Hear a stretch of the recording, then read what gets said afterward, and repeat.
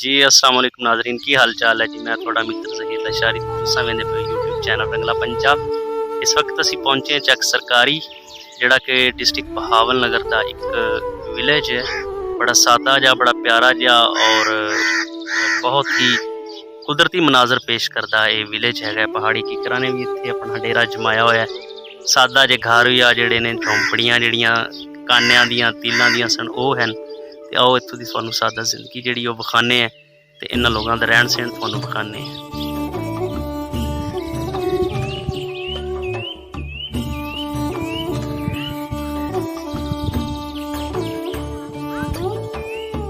ਇਹ ਵੇਖੋ जी चार दीवारी भी कोई नहीं ते उस दौर ਦੀਆਂ यादां ताज़ा करता है ਜਦੋਂ ਇੱਥੇ ਪਿੰਡਾਂ ਦੀਆਂ ਚਾਰ ਦੀਵਾਰੀਆਂ ਕੋਈ ਨਹੀਂ ਹੁੰਦੀਆਂ ਸਨ ਤੇ ਜਿਹੜਾ ਨਾ ਲੋਕ ਇੱਕ ਦੂਜੇ ਨਾਲ ਸਾਂਝ ਪਾ ਕੇ ਰਹਿੰਦੇ ਸਨ।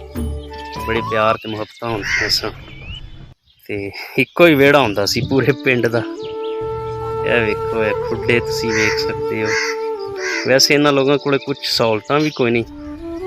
जिस तरह बाथरूम गौरमेंट को चाहिए कि जिस तरह वो स्कीम चल रही है उनके तहत इन्होंने लोगों को मुहैया किए जावन, कोई कमरे इन्होंने मुहैया कर दिते जावन। यह झुग्गियां वेख सकते हो तुसी।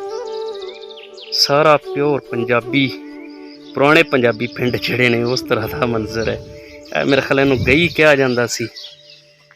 यह वेखो जी यह तंदूरी दे उत्ते कड़ा कराया होया है। यह गईयां इन्हों कहा जाता सी।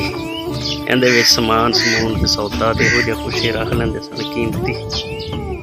ਇਹ ਵੇਖੋ ਇਹਨਾਂ ਦੇ ਘਰ ਹੈਗੇ ਨੇ। ਵੈਸੇ ਉਹ ਤਾਂ ਰਿਕੁਐਸਟ ਕਰ ਰਹੇ ਸਨ ਕਿ ਗੌਰਮੈਂਟ ਨੂੰ ਅਪੀਲ ਕਰੋ ਸਾਡੇ ਮਕਾਨਾਂ ਦੇ ਬਾਰੇ 'ਚ ਕੁਝ ਸੋਚਣ।